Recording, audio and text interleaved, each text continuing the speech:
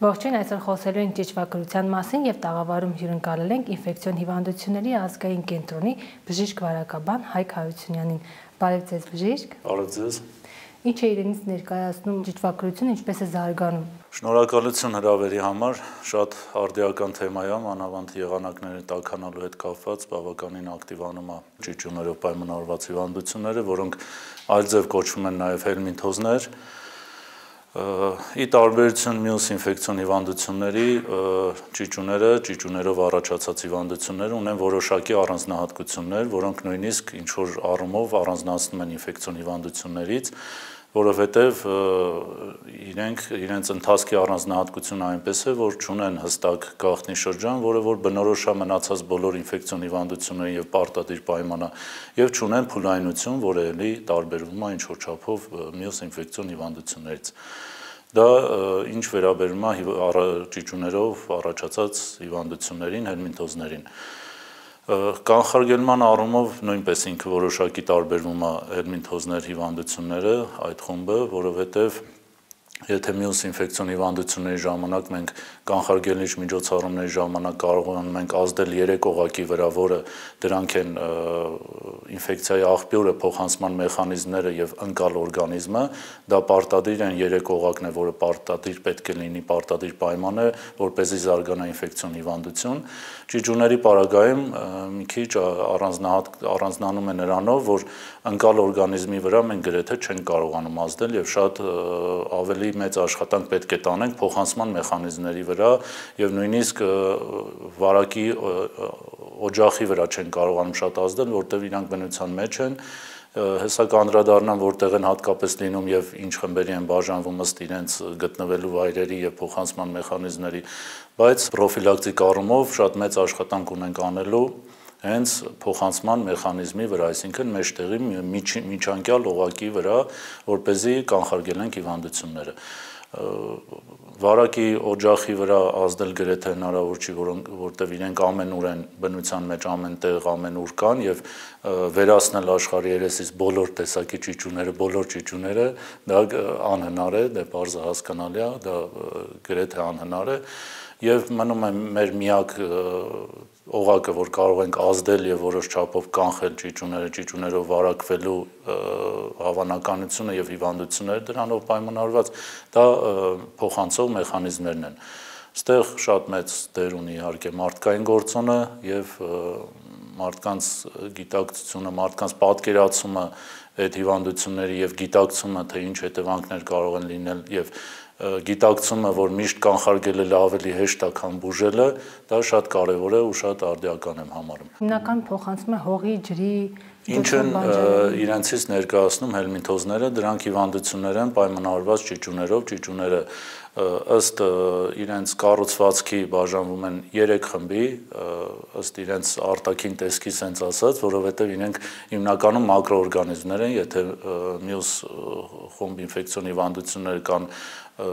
բջջի մակարդակով միկրոբներ եւ նույնիսկ ներբջջային պարազիտներ կան, որոնք վիրուսներն են եւ այլ միկրոբներ, հարուցիչներ, այս դեպքում մենք գործ ունենք մակրոօրգանիզմների հետ, որոնք որ եւ անզեն աշխով էլ կարող են տեսանելի լինել կամ տեսանելի չլինել, բայց ամեն դեպքում ներբջջային չեն հաստատ եւ այդ առումով մեր առօրյայում էլ մենք շատ շփվում ենք ճիճուների հետ, իրենք ոնց որ ասի իրենց արտաքին տեսքով կարող են լինել կլոր ճիճուներ, տափակ ճիճուներ եւ ըստ իրենց կենսագործունեության բնույթի վայրի առանձնանում են գեոհելմինթոզներ, որոնք հիմնականում գոյություն ունեն բնության մեջ գտնվում են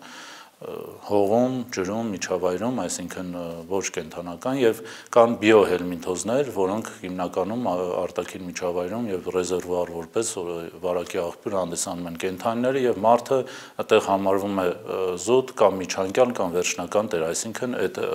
շրջափուլի մեջ որոշակի օղակում է գտնվում մարդը։ Բնության մեջ իրանք գոյություն ունեն այլ կենդանի օրգանիզմների օրգանիզմում։ Հիմնականում երեխաներն են, չէ՞, վարակվում։ Գոյություն ունեն հպավարանցիկ հելմինթոզներ, փոխանցման մեխանիզմի, որը սրատուտն է, որը անդրադառնանք հասնենք արդեն հիմնականում երեխաների Վարակվելը բոլոր տարիքային խմբերը կարող են վարակվել, ստեղ երեխաների գործոնը պայմանավորված է զուտ վարակման ուղիները հիմնականում պայմանավորված են հիգիենայի կանոնների հետ եւ երեխաները մի քիչ ավելի մեծ դժվարությամբ են կարողանում պահել հիգիենիկ կանոնները, այդ առումով երեխաները շատ ավելի խոցելի խումբ են վարակվելու առումով, բայց տեսականորեն վարակվել կարող են բոլորը։ Վարակի աղբյուր, ինչպես ասացին, կարող են լինել կենդանի օրգանիզմները, այսինքն կենդանիները, դրանց միսը, ոչ նորմալ ջերմային մշակման ենթարկված միսը, մսանթերքները, իսկ բնության մեջ անօրգանական միջավայրերից դա կարող է լինել հողը, ջուրը, որոնք որ որտեղ երկար ժամանակ կարող են պահպանվել հարուցիչները եւ փոխանցվել մարդուն։ Փոխանցման մեխանիզմները ելի բազմաբնույթ են, կարող են լինել սննդի միջոցով, կարող են լինել ջրի միջոցով, կարող են փոխանցվել կենցաղ կոնտակտային ճանապարհով, այսինքն երբ մարդ գործ ունի արդեն աղտոտված միջավայրի հետ եւ ձեռքով, սննդի միջոցով, ինքը կենցաղ կոնտակտային ճանապարհն էլ կարա էլի իրականանա բերանի միջոցով, այսինքն մարդը վարակվի հիմնականում բերանի միջոցով։ Կոմունալ տնտեսությունները պետք է պարբերաբար մաքրեն օրինակ խաղահրապարակների ավազը, ըստ օրենքի։ Այո։ Բայց պարբերաբար ասելով ինչ նկատի ունենք, տարին 1, ամիսը 1։ Ստեղ արդեն անդրադառնում ենք նրան, որ փոխանցման մեխանիզմներից անցնում ենք վարակի աղբյուրի դեմ ուղղված միջոցառումներին, այսինքն կանխարգելումը ոչ միայն փոխանցման մեխանիզմները, հիգիենայի կանոնները պահելն է, երեխաների շրջանում վատ սովորություններ ունեցող երեխաներին հեռու պահել, օրինակ գեումները կրծելուց կամ գեոֆագիա կոչվում որոշ երեխաներ տարիքներ կա, որ որոշակի տենց է բացատրում, որ սննդանյութերի պակասից սկսում են բերանը տանել հող կամ որևէ այլ առարկաներ, դա նման սովորություններից իհարկե կանխարգելման ամենակարևոր ուղղություններից մեկը նման սովորություններից երեխաներին զերծ պահելն է, որովհետև ելի եմ ասում, ընկալ օրգանիզմի վրա ի տարբերություն մյուս ինֆեկցիոն հիվանդությունների, եթե կարան օրինակ շատ վիրուսային վարակների դեմ պատվաստվեն երեխաներում, մենք հանգիստ լինենք, որ իրանք ինչքան էլ շփվեն, ինչքան էլ վերցնեն, ինչքան էլ գործ ունենան միկրոբի կամ վիրուսի հետ, չեն վարակվելու, այս պարագայում մենք չունենք կանխարգելիչ միջոցառում ուղղված ընկալ օրգանիզմի դեմ, այսինքն ինքը ցանկացած պարագայում եթե շփվեց, հավանականություն բավականին մեծանում է։ Աշխարհում նույնիսկ պատվաստումների կանխարգելիչ պատվաստումների շնորհիվ հիվանդություններ կա, որ վերացել են մարդկության շրջանում, չի հանդիպում։ Նույն բնական ծաղիկը եւ որոշ վիրուսային հիվանդություններ կան, որ տոկոսային ի տարբերություն նախորդ տարիների տոկոսային հարաբերությամբ բավականին իջել են, բայց հելմինթոզները գրեթե կայուն մնում են բարձր թվերի վրա, ըստ համաշխարհային առողջապահության համաշխարհային կազմակերպության տվյալների տարեկան մոտավորապես 400 միլիոն մարդ վարակվում է հելմինթոզով, այսինքն առաջնակի այդքան մարդ, այդ թվերը իհարկե շատ հարաբերական է, որտեղ հելմինթոզների պարագայում հեսա կանդրադառնանք կլինիկայի թեմային մեջ կանդրադառնանք իր քողարկված ձևերը, որոնք որ շատ հաճախ ընթանում են անախտանիշ եւ մենք չենք իմանում դրա մասին, դրա համար այդ թվերը շատ հարաբերական է եւ շատ մարդիկ կարող են ուղղակի ճիճվագրություն ունենալ, վարակված լինել, բայց դրա մասին ոչ մեկ չիմանա եւ նույնիսկ իրանք չմտածեն էլ, որ պետք է հետազոտվի։ Ավազը երբ պետք է անդրադառնանք վարակին, հա, վարակի օջախներին, դա երկրորդ ամենամեծ միջոցառումների խումբն է, որ պետք է կանխարգելում արվի։ Ստեղ բոլոր միջոցառումներ, որոնք ուղղված են վարակի քանակը նվազեցնելու եւ փոխանցման կանխարգելելու փոխանցումը, հա, վարակվելու վարակի օջախից, դա արդարացված է, ժամկետ որևէ գոյություն չունի, որ այսքան դա ավելի շատ նորմերով է սահմանվում, որոնք դա բժշկությունը չի կարգավորում այդ նորմերը, բայց ես կարող եմ ասել, որ ինչքան հավանականությունը քչանում է այնքանով, ինչքանով որ շրջապատում քիչ է վարակը։ Հիմա եթե տվյալ խաղահրապարակը պարբերաբար աղտոտվում է շան արտաթորանքներով կամ մարդկային գործոններով կամ դա բնականաբար մեծացնում է արդեն հավանականությունը, որ այդտեղից կարելի է վերցնել։ Եվ միայն խաղահրապարակներ չի։ Մարդիկ եւ կենդանիները բավականին մեծ քանակի պարբերաբար արտազատվում է արտաքին միջավայր, հարուցիչները, ճիճուների ձվիկները, որոնցով որ մարդը վարակվում է։ Այս ստեղ կարելի է նշել մի հատ կարևոր հանգամանք, որ ճիճուների մեծ մասը իրանք պարտադիր իրանք շրջափուլը անցնում են նաև արտաքին միջավայրում, այսինքն մարդուց մարդուն վարակը անհնար է այն պարագայում, որ օրինակ սրատուտը տարբեր հելմինթոզների ժամանակ տարբեր շրջափուլեր են անցնում, բայց օրինակ սրատուտը ինքը ունի ծվիկների հասունացման փուլ, որը որ պարտադիր կատարվում է աերոբ պայմաններում, այսինքն եթե ինքը սրատուտը անաերոբ է եւ իրան ինքը թթվածնի արկայությամբ չի կարող գոյատևել, դրա համար մարդու աղիներում եւ այլ օրգան համակարգերում անաերոբ պայմաններում է, իր արտազատած իր հիվանդի կողմից արտազատված ձվիկները ասկարիդի պարտադիր պետք է անցնեն աերոբ պայմաններում, զարգանան աերոբ պայմաններում, այսինքն արտաքին միջավայրում։ Հիմա այդ նույն խաղահարապարակների, նույն արտաքին միջավայրում ջրի, սննդամթերքների, բանջարեղենների մաքուր ըլնելով, մաքուր պահելով, այսինքն վարակի ձվիկների արկայությունը արտաքին միջավայրում նվազեցնելով, մենք գրեթե ամբողջական կարող ենք նույնիսկ բուժել հիվանդությունը։ Մարդը եթե դեղորայք չխմի, ինքը ճիճուն մի տարի հետո իր կյանքի մաքսիմում տևողություն 1 տարի է։ Ինքը իրան սատկելու է կոպիտ ասած դուրս գա օրգանիզմից։ Այդ ձվիկները պարտադիր պետք է ընկնեն արտաքին միջավայր, այսինքն մարդը անմիջական չի կարող վարակվել հիվանդից։ Պետք է ընկնի սա կոնկրետ ասկարիդի պարագայում, հեսա կանցնենք նաև սրատուտին։ Ինքը պետք է ընկնի արտաքին միջավայր 2-3 շաբաթ 20 աշճան բարձր պայմաններում, տեղից է նաև գալիս է, որ մարդը ճիճուներով հիմնականում վարակվում է տաք եղանակներին, այսինքն մայիսից սկսում է մինչև հոկտեմբեր։ Ինքը պետք է ընկնի արտաքին միջավայր 20 աշճան բարձր եւ աերոբ պայմաններում, այսինքն թթվածին պարունակվող միջավայրում հասունանա, նոր այդ ձուն վերածվի թրթուրի, նոր մարդը կարողանա վարակվել։ Այսինքն եթե մենք կտրենք վարակման ուղիները եւ օջախի վրա ազդեցություն ունենանք, մենք գրեթե վարակվելու հավանականությունը, այսինքն հիվանդանալու հավանականությունը իջացնում ենք, հավասարեցնում ենք 0-ի։ Եվ նույն նաև բանջարեղենների միջոցով են շատ հաճախ երեխաները վարակվում, նույն արտաքին միջավայրում հողով աղտոտված, դա կլինի փոշու միջոցով, տարբեր միջավայրերում, տարբեր առարկաների վրա գտնվող, թե ջրի միջոցով, որը որ շատ հանգիստ կարա աղտոտված լինի մարդկային արտաթորանքներով կամ կենդանիների արտաթորանքներով, դրա համար մենակ խաղահարապարակներ չի։ Խաղահարապարակները հիմնականում երեխաները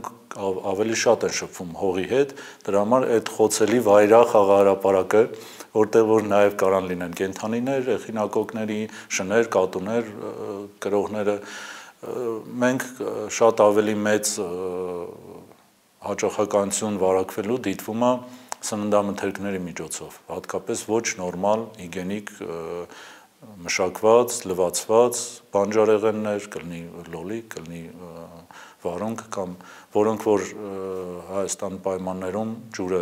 բավականին անխնա օգտագործում ենք եւ ոչ բոլոր ջրերն են, որ ապահովված ենք մենք, որ կարա մաքուր լինի։ Ու այդ նույն ջրով ջրելուց հավանականությունը արդեն պատկերացրեք ինչքան է մեծանում, երբ որ կարան այգին ջրեն, օրինակ մենք մեր գյուղական բնակավայրերում բոլորն էլ ունեն իրենց հողամասը, բոլորն էլ ջրում են իրենց այգին եւ մեր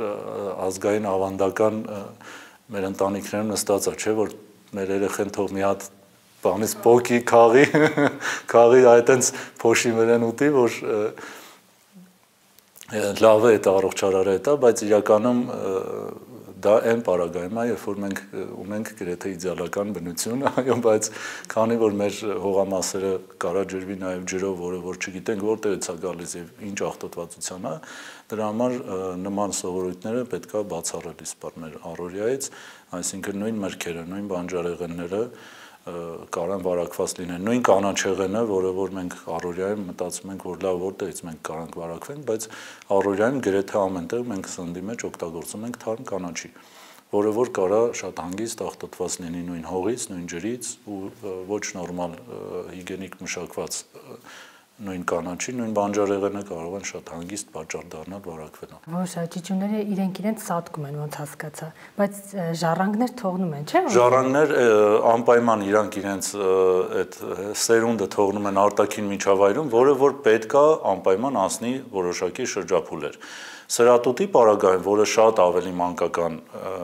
ինֆեկցիա է համարվում, ցած ճակերտավոր ասած, որոշակի վերապահումով, քան օրինակ ասկարիդը կամ մյուս հելմինթոզները,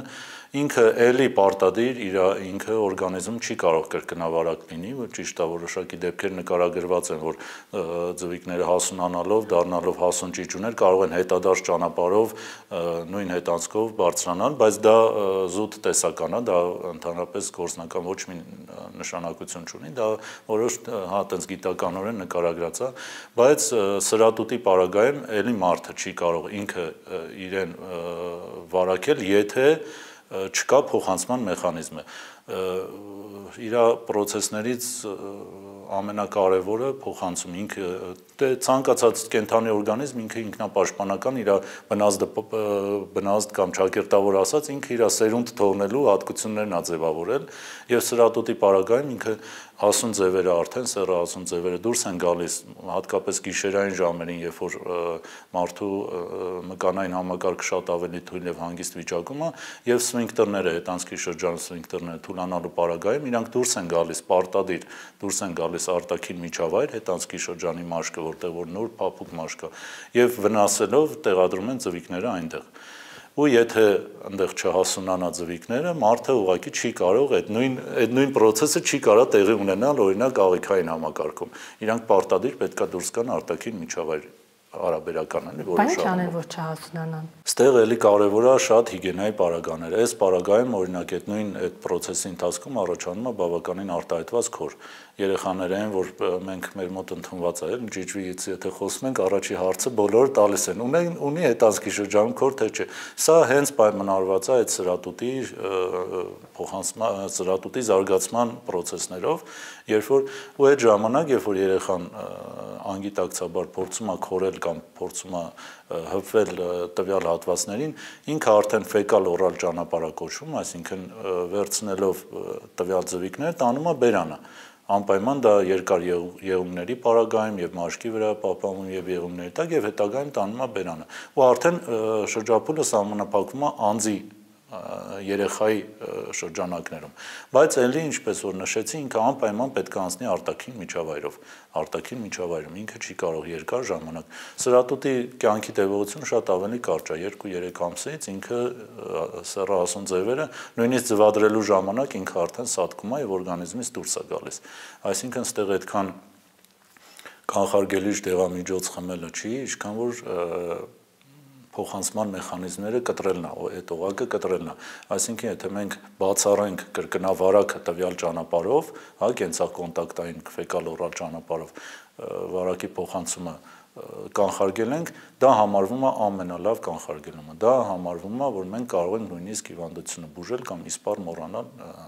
Իսկ որ լվացվեն պարբերաբար դա չի ազատում։ Պարբերաբար լվացվելը պարտադիր է։ Հիգիենայի կանոնները պահպանելը այս պարագայում էլ ավելի կարևոր է անձնական հիգիենայի պայմանները, որովհետև սրատուտը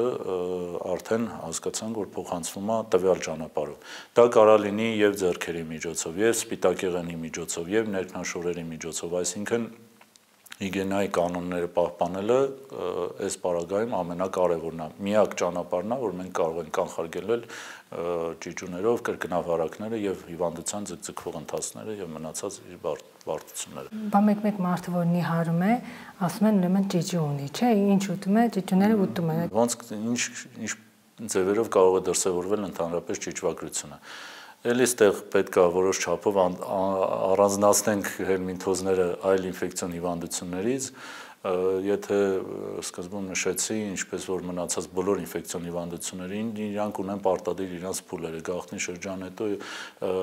ինֆեկցիոն հիվանդության զարգացման մեջ կարևոր դեր ունի նաև մակրոօրգանիզմի, այսինքն վարակված օրգանիզմի պատասխան ռեակցիաները, process-ները, որոնք ընթանում են, ճիճուների, ճիճվագրության կամ հելմինթոզների պարագայում դա մի քիչ հարաբերական է եւ շատ ժամանակ մարդը կարող վարակված լինի, այսինքն ճիճուն լինի իր օրգանիզմում, բայց դրա մասին ինքը տեղյակ չլինի ընդհանրապես, որովհետեւ շատ հաճախ ընթանում է անախտանիշ, հատկապես երբ ունենք իմուն կոմպետենտ, հա, իմունիտետ, նորմալ իմունիտետով անձնավորություններ, իրանք երկար ժամանակ կարող է չիմանան դրա մասին Եվ հետևանքը լինի այն, որ անընդհատ ճիճուները գրգռելով մարդու իմուն համակարգը, ասենց մի քիչ պատկերավոր ասեմ, բերում են ալերգիզացիայի կոչման, այսինքն կարա մարդը սովորականում, եթե ինքը չի ունեցել ալերգիա որոշակի նյութերի կամ որոշակի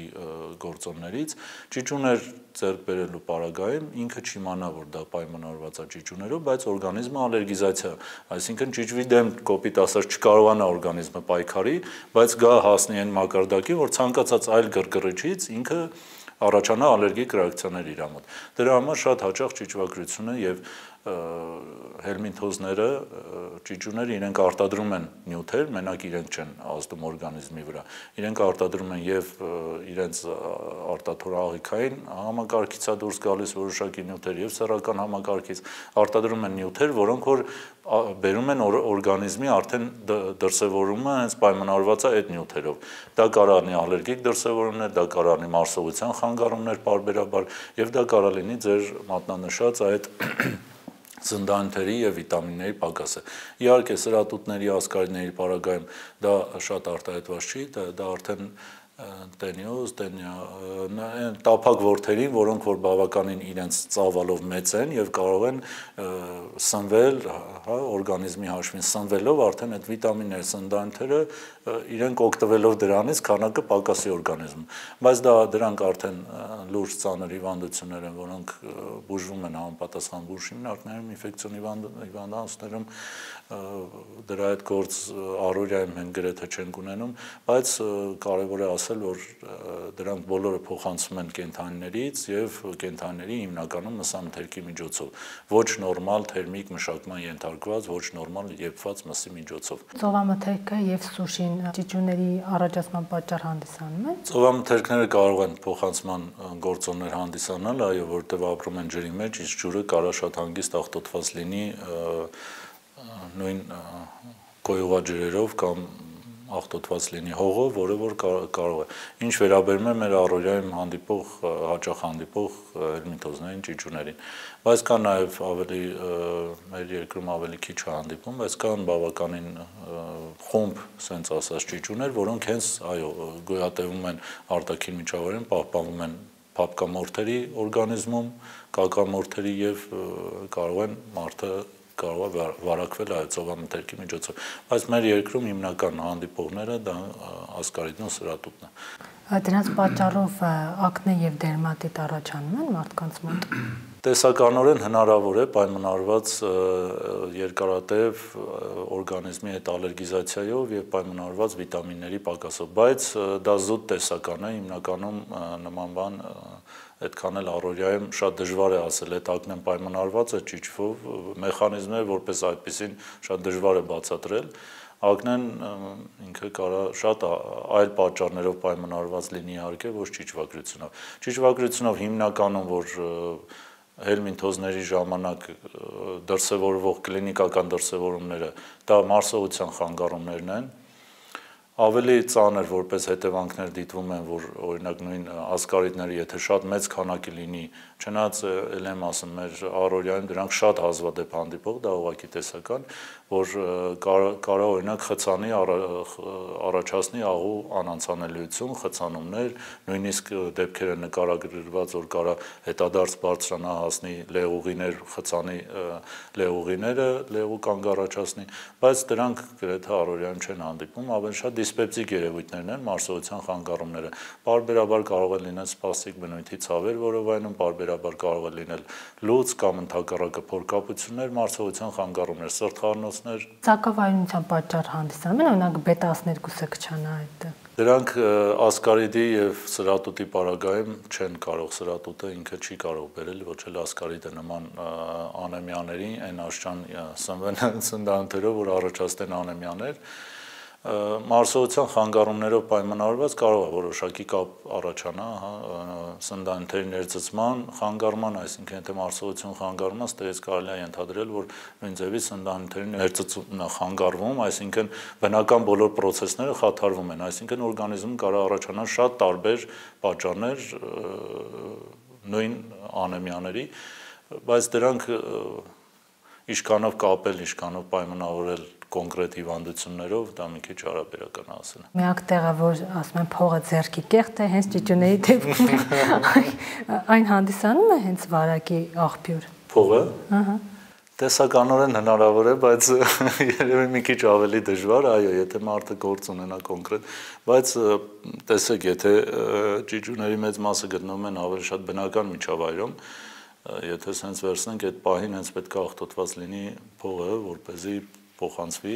քիչ ավելի հավանական է, մինչև փողին հասնելը բավականին շատ առօրյայում գործոններ կա, որը նույն սննդամթերքը, որը բոլորն են օգտագործում նույն ջուրը ու ճիճուները հաստատ իրենց սերունդներն պաշտպանելու, իրենց շրջափուլերը պահելու եւ իրենց հետագա գոյատևումը ավելի լավ մեխանիզմներ են մտածել եւ դրանք բավականին այո լավ են մտածված մեր առօրյայում գրեթե ամեն օր անընդհատ շփվում ենք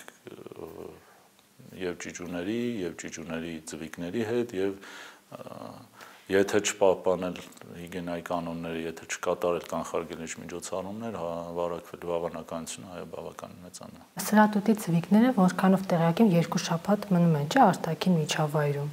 Օրինակ խաղալիքների վրա, զուգարանակոնքին, բայց շատ մարդիկ կան, որ զուգարանից դուրս գալուց հետո չեն լվացվում, այսինքն իրենք մեխանիկորեն վարակ են տարածում։ Այո, դա ամենամեծ եւ ամենահավանական վարակի տարածման ուղիներից մեկն է, կոչվում է նաեւ կենցաղ կոնտակտային, այսինքն նույն մարդը կարա առօրյայում շփվի կենցաղային իրերի հետ, շփվի մարդկանց հետ, բարևի, ողջունի կամ ինչ որ այո, կամ գործ ունենա կենցաղային իրերի հետ եւ հաջորդ արդեն առողջ մարդը կարա այդ նույն իրերի միջոցով շատ հանգիստ վարակվի։ Ճիճուները ինչից են վախենում, օրինակ ասում են քրքումից, սխտորից, դդմի սերմերից։ Չէ, դրանք ավելի շատ կանխարգելիչ միջոցառումներ են, որոնք որ արդեն վարակված մարդու պարագայում են, նո այդքան երևի կանխարգելիչ չէ, ինչքան բուժական կարան ազդեցություն ունենան, դե որոշակի սննդանյութեր եւ որոշակի նյութեր կան, որոնք այո ազդում են ճիճուների մկանային համակարգի վրա, կարան թուլացնեն, դուրս գան օրգանիզմից, վերջի իրանք օրգանիզմը գոյատևելու համար որոշակի մեխանիզմներ ունեն ու կարելի է շատ հանգիստ ազդել այդ մեխանիզմների վրա, ոնց որ շատ հակաճիճվային դեղեր ազդում են եւ ֆերմենտային համակարգի վրա, եւ մկանային համակարգի վրա, եւ օրգանիզմից կարող են դուրս գալ, այո, բայց կանխարգելիչ միջոցառում որպես այդպեսին դա արդարացված չի եւ կանխարգելիչ ճիճվաթափում ասածը դա ավելի շատ իրականացվում է որպես օջախի աղբյուր, ոչ թե որպես այդքան անատի համար, այլ շրջապատի համար նաև, որ ինքը չհանդիսանա վարակի աղբյուր, որովհետև այդ կանխարգելիչ ճիճվաթափում կամ պրոֆիլակտիկ դեղորայք խմելը դա չի ապահովելու ոչ երեխային, ոչ մեծահասակին առավել եւս, որ ինքը չվարակվի։ Այսինքն այդ դեղորայքը, եթե մի օր երկու օր հետո անցավ օրգանիզմից, մարդը նույն հավանականությամբ, եթե չկատարի մնացած կանխարգելիչ միջոցառումները, վարակվելու հավանականությունը նույնն էր, ինչ նախքան դեղ խմելը։ Այսինքն դա կանխարգելիչ միջոցառումների մեջ ամենավերջի տեղում է զուտ որպես վարակի աղբյուր։ Հա, մարդու համար դեղորայք ընդունելը ու ապահովագրված լինելը, որ ինքը վաղ չի վարակվելու ճիճուներով, դա այդպես չէ։ Այսինքն մարդը պետքա, ոնց որ սկզբում նշեցի, անպայման պետքա փոխանցող մեխանիզմների վրա շեշտը դնի կանխարգելիչ միջոցառումներ անելուց։ Ընկալ օրգանիզմը միշտ մնում է ընկալ օրգանիզմ ճիճուների պարագայում։ Եթե ընտանիքի անդամներից մեկը ունի ճիճու, բոլորը պետք է հետազոտվեն կամ բոլորը պետք է հետազոտվեն, այո, պարտադիր պետք է հետազոտվեն, որտեղ դա արդեն կոչվում է ընտանեկան օջախ, մենք օջախներ ունենք տարբեր, որոնք որ պետքա համաճարակաբանության հիմնական գերխնդիրներից մեկը հենց վարակի աղբյուրները պարզելն է, որը որ մեզ տալու է մեծ առավելություն նաև կանխարգելիչ միջոցառումներ անելու համար։ Նախ հետազոտվել պարտադիր է, որպեսզի հասկանանք, թե ինչ վարակի օջախի հետ գործ ունենք ընտանեկան, թե կարող է երեխան սնվում է որևէ տեղ, որտեղ որ օջախը այնտեղ է, ոչ թե ընտանիքում կամ ապրում են մի միջավայրում, որտեղ որ գործ ունեն հողագործությամբ են զբաղվում եւ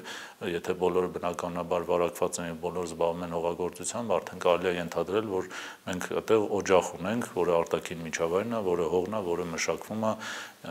եւ սա նաեւ շատ հաճախ հանդիպում է այո հողագործությամբ զբաղվող անձանց մոտ։ Եվ հետազոտվելը պարտադիր է, այո, իսկ պրոֆիլակտիկ միջոցառումները դա արդեն բժիշկն է որոշում, կախված հայտնաբերվում է, կախված ինչ էտապներով են հետազոտվում, այնտեղ կարող է հետազոտվեն, այդ բանը չհայտնաբերվի, բայց իրականում կրող լինեն, որը որ որոշակի փուլեր ունի հայտնաբերման։ Ճիճուներին բռնելու հիմնական միջոցը ո՞րն է, այսինքն ինչպես են բացահայտում, որ նրանք առկա են օրգանիզմում։ Հիմնական հետազոտման մեթոդներից դա, քանի որ իրենք նաև չափերով են մեծ, մակրոսկոպիկ հետազոտումն է կղանքի, ինչպես նաև ձվիկների համար միկրոսկոպիկ մի քանի մեթոդներ կան, ներկվում են, որոնցով հայտնաբերվում են արդեն ճիճուների ձվիկները կղանքի միջոցով, եւ նաև շրջաբանական մեթոդներ կա, որոնք ավելի շատ պետք է համադրել շրջաբանական մեթոդներ, նաև կլինիկական դրսևորումների հետ, որովհետև մենակ շրջաբանական մեթոդներով հայտնաբերել ինքը ինչ է իրանց ներկայացնում, հակամարմիններն է հայտնաբերվում, հա օրգանիզմի սինթեզած, օրգանիզմի պատասխան ռեակցիայի արդյունքում սինթեզված հակամարմինները տվյալ ճիճուների հանդեպ, որը որ կարա լինի շատ էլի հարաբերական, որը կարա լինի դրական, բայց մարդը արդեն վաղուց ձերբազատված լինի ճիճուներից կամ ընդհանրապես կարա մարդը կրող լինի, բայց իր օրգանիզմը դեռևս հակամարմիններ սինթեզած չլինի։ Դրա համար շրջաբանական մեթոդները միշտ կիրառվում է կլինիկական երևույթների, կլինիկական դրսևորումների հետ զուգահեռ։ Իսկ կղանքի միջոցով միկրոսկոպիկ կամ մակրոսկոպիկ հայտնաբերելու պարագայում այդտեղ արդեն կասկած չկա, որ մարդը վարակված է, մարդը կրող է կամ մարդը հիվանդ է ճիճուներով։ Արյան միջոցով հակամարմիններն է հայտնաբերվում, օրգանիզմի սինթեզած հակամարմինները, որը շատ հարաբերական է, որը մենակ դրանով ոչ ախտորոշում կարող ենք դնել, ոչ որևէ այլ միջոցառումներ անել։ Եթե մեկ անգամ ճիճուները բույն են դրել մարդու օրգանիզմում, իրենց մոտ բնավորություն է, դառնում անընդհատ հայտնվելու են, թե բուժվում ես եւ վերջ։ Ոչ, դա բացարձակ կապ չունի, դա պայմանավորված է զուտ մարդու սովորություններով, այսինքն եթե ինքը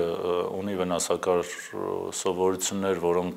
որոնց մեջ մտնում է նաև ճիճվի փոխանցման մեխանիզմները համընկնում է իր սովորությունների հետ, կամ օրինակ երեխաների շրջանում այդ նույն ինչ որ նշեցինք արդեն գեոֆագիան կամ եղունգներ կրծելու սովորությունը կամ հաճախակի դրսում խաղահրապարակներում, օջախներում գտնվելը կամ օգտագործելը սննդամթերքները զուտ պայմանավորված է էլի մեր սիրած փոխանցման մեխանիզմներով։ Օրգանիզմը որպես այդպեսին, նույնիսկ եթե ինքը վարակված է, շատ ժամանակ իր մոտ կդրսևորվի, եթե լուրջ իմունիտետի, իմուն դեֆիցիտների խնդիր ունենք, հա, եթե չունենք իմուն դեֆիցիտ, կարող է ինքը եւ հիվանդ լինի եւ չիմանա դրա մասին, բայց որ իմունիտետը անդրադառնա ընկալ օրգանիզմը ավելի ընկալ դառնա ճիճուների հանդեպ, նման բան գոյություն չունի, այսինքն մարդը տեսականորեն եւ գործնականում կարա վարակվի, ցանկացած օրգանիզմ կարա ինքը վարակվի։ Բուժման համար որքան ժամանակ է պետք լինում, այսինքն մեկ ամսում վերջնական ազատվում։ Ճիճուները նախորդ հարցի հետ կապված ոչ թե օրգանիզմների հետ ավելի առանձնահատուկ օրգանիզմների հետ սերուն են, իրանք սերուն են միջավայրերի հանդեպ, այսինքն իրանք իրենց սիրելի միջավայրեր ունեն։ Եթե մենք գործ չունենանք այդ միջավայրերի հետ, բնականաբար մենք արդեն վարակվելու հավանականությունը մեր մոտ կքչանա, ինչքան էլ մենք նախկինում հիվանդ լինենք կամ կրող լինենք։ Բուժումը ինչքան ժամանակ է պահանջում։ Բուժումը հստակ ժամկետներ չկա, այսինքն մեկ դեղորայք ընդունումից նույնիսկ մարդը կարա լիարժեք առողջացած համարվի, լավացած համարվի եւ կարա, քանի որ փուլայնություն ունի որոշակի ճիճուների զարգացման փուլեր կան, որոնք նույն այդ փուլերում իրանք կարան գտնվեն օրգանիզմի տարբեր միջավայրերում, կարա միջև, այո, կրկնեն բուժումը 1 շաբաթ հետո, կրկնեն բուժումը 14 օր հետո, կրկնեն բուժումը 21 օր հետո, պայմանավորված այդ փուլայնությամբ, պայմանավորված նույնիսկ կրկնավարակով ինքը կարա բուժում ստանա, բայց քանի էլ մենք փոխանցման մեխանիզմները շարունակում են մնալ պահպանվել, այսինքն մարդը հավանականորեն կարա նորից վարակվի, կարա ինքը մի շաբաթ հետո էլ նույն ձևի հիվանդանա 14 օր հետո էլ դրա համար զուգահեռ բոլոր միջոցառումները կատարվում է իրար զուգահեռ եւ կանխարգելիչ եւ հիգիենիկ եւ նաեւ դեղորայքային։ Այդ պարագայում արդեն սկսած առաջի դեղորայք ընդունումից էլ կարա մարդը համարվի արդեն առողջացած, մինչեւ բարբերաբար կախված որ փուլում է իհարկե եւ կախված էլի թեման մնում է նույնը, էլի փոխանցման մեխանիզմները, շատ մեծ դեր ունեն։ Եթե բնականաբար փոխանցման մեխանիզմները շարունակվում են, ինքը պետք է նաև բուժում ստանա 14 օր հետո, բուժում ստանա 1 ամիս հետո։ Հիմա ձեզ հանդիպող դեպքերի մեծ մասը փոխանցման ուղիներ որոնք են եղել։ Մի քիչ դժվար է ասել, որտեղ կլինիցիստները, բուժաբժիշկները այդքան էլ գործ չեն ունենում, արդեն դա համաճարակաբաններն են ավելի հաճախ զբաղվում, բայց առօրյայում մենք շատ հաճախ հանդիպում են իհարկե ել եմ ասում երեխաների մոտ Հայաստանի պայմաններում ջրային ֆակտորը ջրի միջոցով փոխանցվելը շատ մի քիչ ավելի քիչ տեղում է, ավելի շատ պայմանավորված է բանջարեղեն մրգեր աղտոտված ջրով, վարակված ջրով աղտոտված լինելու պարագայում, այսինքն սննդային ճանապարհն է գերակշռում ավելի շատ եւ կենցաղ կոնտակտայինը բնականաբար երեխաների շրջանում ջրայինը, եթե մենք օգտագործում ենք սովորական ծորակի ջուր,